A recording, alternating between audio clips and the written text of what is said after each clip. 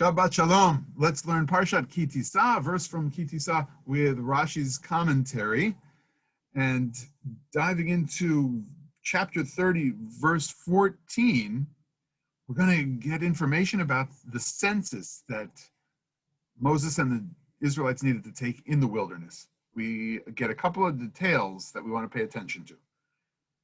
Who are we going to count? Kol ha'over al ha'pikudim miben esrim shana v'mala. We're going to count everyone who is from the age of 20 and beyond.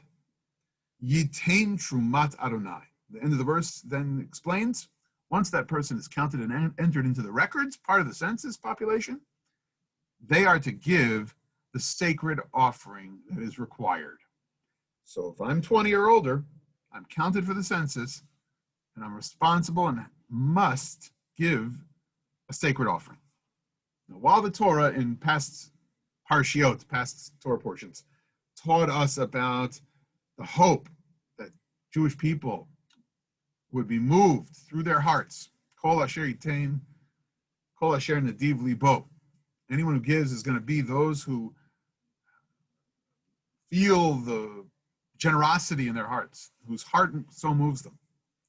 We know here from this census that a person 20 years or older is going to be counted and is required this truma, is required this contribution. So when you're a citizen, there's required taxation. When you're a citizen, is there anything else that's required? Rashi comes along and suggests that a person who's 20 years or older is required a little bit more than just a truma, a little bit more than just a contribution. That person has required army service to do. מבין 20 שנה ומעלה, למדך מכאן שאין פחות מבין 20 יוצא לצבא ונמנע בכלל אנשים.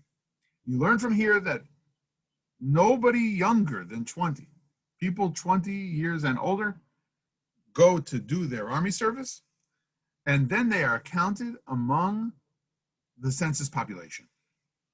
You could read Rashi a little differently. You could say, oh, a person could serve in the army. There's an age requirement. At 20, you're eligible to serve in the army and be counted in the census.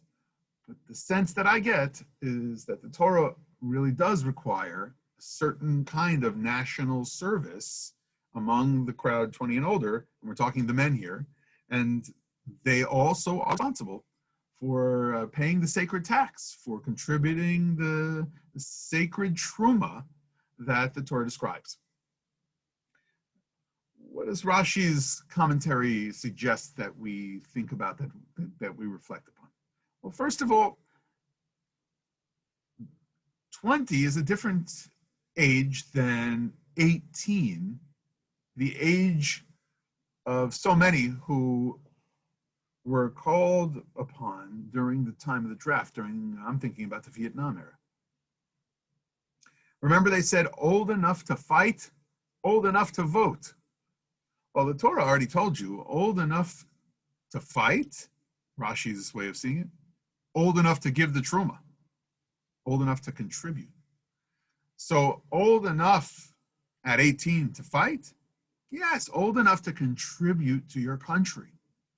Does that mean that you have every right, a right to vote? Well, of course, they were making the point that those who were making the decisions about their own destinies should be the elected officials of those who are actually doing the service. Torah, and given Rashi's commentary, suggests that those who were counted, those who contributed, those who went to the army, 20 years old, same number of years for all those different aspects of life. The protest during the Vietnam era was that here you were 18 and you were going to fight, but you weren't allowed to vote until you were 21. The laws on the books were that you were 21 years old and could vote. So that gave impetus to the passage of the 26th Amendment in 1971. It's a little bit more complicated than that. There was some momentum already being built through discussions of age requirements and whether or not we were missing the opportunity to include the youth in our vote, but for sure, we could talk about that era being the era of like the last leg of the race to get to 18. Now that's to raise the entire issue of age minimums and age requirements when it comes to participating in various aspects of our society, or regulations we have that limit access to certain either substances, relationships, or opportunities. For instance, we know that in American law, and I won't just say Western because some Western nations have a lot less age requirements than we have for all kinds of areas of life, including alcohol, cigarettes, talk about marijuana now that so many places have legalized it. You're talking about access to medical procedures, you're talking about access to guns, you're talking about movies themselves. But let's think through some of what we've experienced over the past decades, if not longer, and talk about, in comparing us to other nations, are we really protecting youth the way we want to with the age requirements as they exist on the books now? Might we reconsider something along the lines of a European model when it comes, Israeli model, like when it comes to access to alcohol, when it comes to the way we treat movies, and whether people are guided by age these days, or just maybe more serious descriptions can really help people make more conscious choices, and we release ourselves from these age-based restrictions.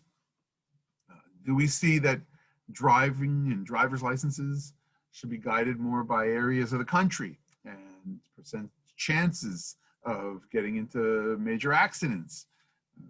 Do we see that with these requirements and minimums and restrictions that it kind of opens floodgates at a certain point for some youth in society, and that we're creating a false kind of restriction and restricted access, and then once we power it open, we're endangering certain members of society, those folks themselves and others who would be exposed to some of the abuse of, whether it's substance or it's the unrestricted access to whatever experiences we're talking about.